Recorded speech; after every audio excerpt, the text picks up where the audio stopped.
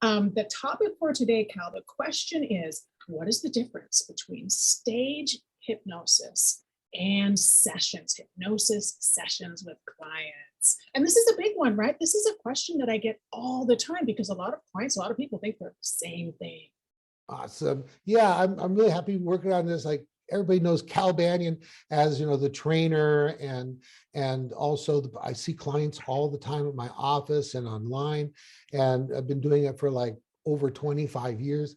And this question pops up. So you know what I did one year when I was at the National Guild of Hypnotists Convention? I signed up for a stage hypnotist course. 3 days, I'm gonna get the inside poop on that stuff. Jerry Valley, we got the inside stuff. And so with that, we're going to banter back and forth and talk about some of the main things. And where do you want to start? Well, I think one of the primary things that that I think are important for clients, at least, to understand is that there is a difference between the intent of the stage hypnotist and hypnosis sessions, because in stage hypnosis, the intent usually is some type of entertainment, right? Right. And there's usually alcohol involved. Oh yeah, right. There's usually, there's alcohol, or I mean, it could be at like a high school or something, right? But still, yeah. Because there's a lot of stage hypnosis that end up at the fair, or they might end up at high school graduation, that type of a thing. But yeah, there's definitely a lot of alcohol in some of those stage shows. Yeah, especially if it's college kids, right? Right. Okay. So at the technical level, there's this thing called primary versus secondary hypnotism or hypnosis or suggestibility. And so what's the difference between that? Primary means experiencing the effect of hypnosis while in hypnosis. And then secondary is experiencing the effect of hypnosis post-hypnotically.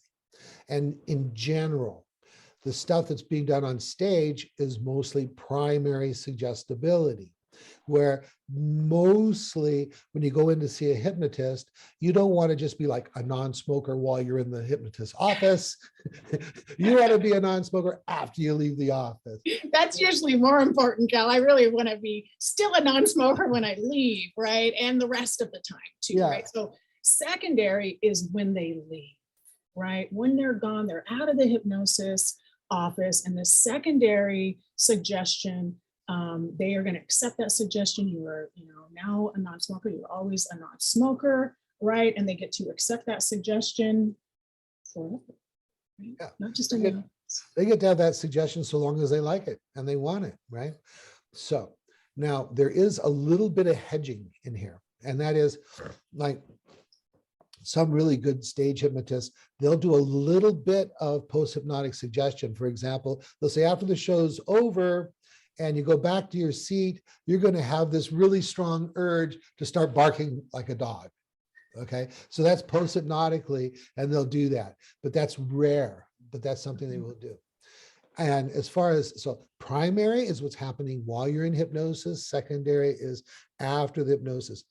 In a really, really good hypnotist or hypnotherapist has trained to do some really powerful techniques like age regression, forgiveness work, parts mediation work, this kind of stuff, where you experience some very strong hypnotic phenomenon, not just post-hypnotically, but in the session. For example, it might be eye lock, arm catalepsy, going back and re-experiencing an event when you were 5 years old, going into the future so you can pre-vivify. You want to add on to that? Well, I think one of the most remarkable things is when clients, we will bring our clients' attention to a sensation in their body in a number of cases, but let's say specifically in time tunneling, for example, we have our client bring their attention to a sensation in their body, it turns into a tunnel and they follow it back. Well, what we want to happen and what's awesome for our clients is when we direct their attention back to that feeling inside it, it's gone. The feeling is gone, and there is a real sensation of feeling lighter, it might be emotional and spiritual, but there's a physical feeling too for a lot of people. They feel better right there in that moment. Awesome. Yeah, too many people, they leave the hypnotist's office going, I don't know if I was hypnotized. Right. I felt really relaxed. And you go see a 5-pass certified hypnotist. who really knows his or her stuff, and you're going to have a transformational experience where you feel the transformation in the hypnosis, and more importantly, when you go home or you Right. go to the office, right? Right, because it gets tied to kind of results and tied to things that help you to continue to be successful, because in Five Path, we get to kind of the root cause that's driving this whole thing, right? So once we get rid of that, it's a lot easier for people to really adhere to those post-hypnotic suggestions. That's all absolutely right. And there's one thing I just wanted to add.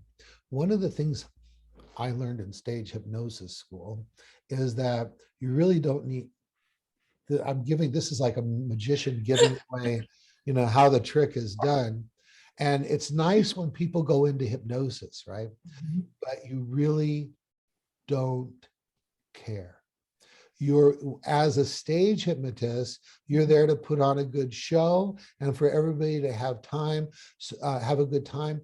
So compliance is more important than suggestibility.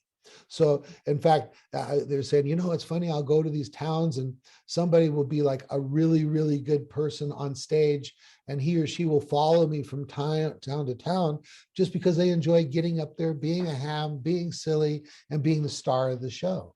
Uh-huh. I have never known a stage hypnotist to do much depth testing on a stage, right? Everything that's being done can be explained through compliance only. Now, I'm not saying that it's all baloney. I'm saying that the main purpose is to put on a good show. Some of them may be in a light state hypnosis, some of them could be in profound somnambulism, and some of them could be under the influence of alcohol.